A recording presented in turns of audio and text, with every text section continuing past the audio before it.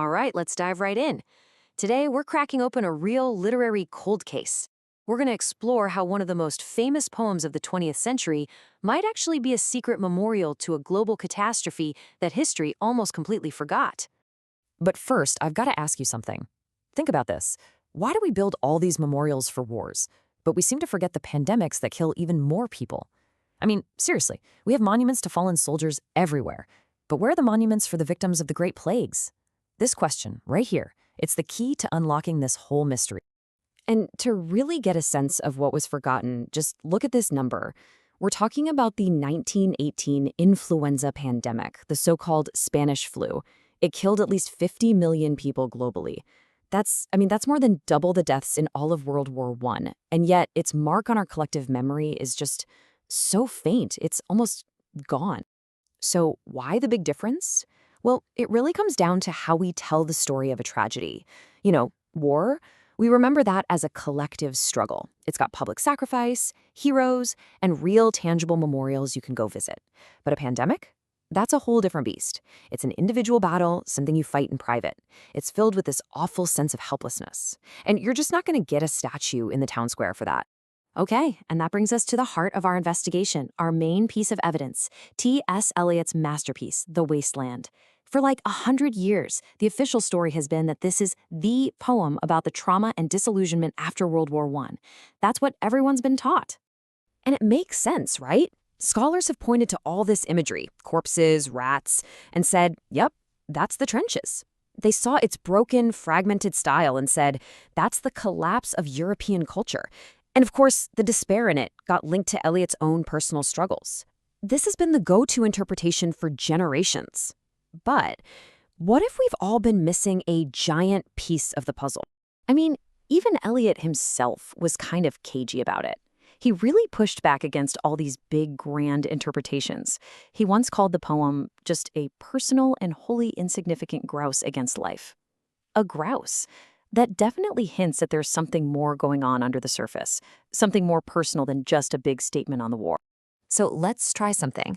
Let's put on a completely new set of glasses to look at this thing. A scholar named Elizabeth Outka came along with this pretty radical idea. What if we've been totally blind to the poem's viral context? What if The Wasteland is actually haunted by the ghost of the 1918 flu? And just look at the timeline. It's absolutely crucial. You have World War I, then the Spanish flu pandemic hits, and right in the middle of that, T.S. Eliot has a nervous breakdown. All of this collides right before the poem gets published in 1922. The flu wasn't some historical footnote for him. It was the suffocating, inescapable atmosphere he was breathing when he wrote this thing. And it's not just a theory. We have actual proof from his life. In his letters, Eliot talks about how both he and his wife had this debilitating bout of influenza. And he describes these really specific symptoms, like an extreme dryness and a bitter taste in the mouth. Remember those physical feelings because they are so key to cracking this. All right, to really crack this code, we need 2 decoder keys, 2 words. The first is innervation. It's that feeling of being totally drained of energy, not just physically, but mentally, morally, the whole shebang. The second is delirium. That messed up state of mind you get from a high fever with all the confusion and hallucinations. Keep those 2 words in your back pocket. Okay, so with those 2 ideas, innervation and delirium in mind, let's go back and look at the poem itself. You'll see the whole DNA of the thing starts to change when you start looking for signs of the virus. So, clue number 1, the poem's famously chaotic structure. For decades, everyone just assumed this was a reflection of post-war shell shock, but what if it's something way more physical? What if the poem is actually running on what you could call delirium logic? Think about it. These constant jarring jumps between topics, this collage of different disconnected voices, all these broken, fragmented images. It perfectly mimics the disorienting, hallucinatory experience of a mind that's just been ravaged by a high fever. This isn't just about a broken culture. It's about a broken consciousness. Okay, let's take one of its most iconic lines. Burning, burning, burning. Now, the traditional reading is that this is about some kind of spiritual crisis or, passion. But if you look at it through this new pandemic lens, it becomes terrifyingly literal. It's the physical sensation of a body that is literally on fire with fever. And that was an experience that was painfully, intimately familiar to millions of people reading this poem back in 1922. And then there's this obsession with thirst. The poem has this haunting line, drip, drip, drip, drip, drip, drip, drop, but there is no water. Again, this isn't just some fancy metaphor for being spiritually empty. It perfectly captures the literal, agonizing dehydration of someone sick with the flu, where your thoughts feel just as broken and dry as your body. And the sickness, it's not just inside the body.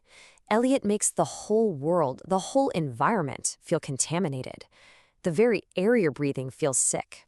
He talks about this brown fog hanging over the city, a sinister wind, and if you listen closely, you can hear the constant tolling of bells.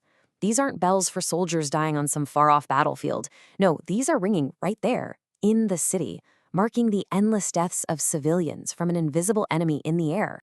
So, okay, we've just done this deep dive into a 100-year-old poem. What does any of this literary detective work mean for us right now, living in the wake of our own global pandemic? Well, I think the verdict is pretty clear. The pandemic wasn't ever missing from the wasteland. It was hiding in plain sight the whole time. It was this universal experience that everyone was going through, but nobody really had the words or the framework to talk about it or memorialize it. So the poem, it became its monument by accident.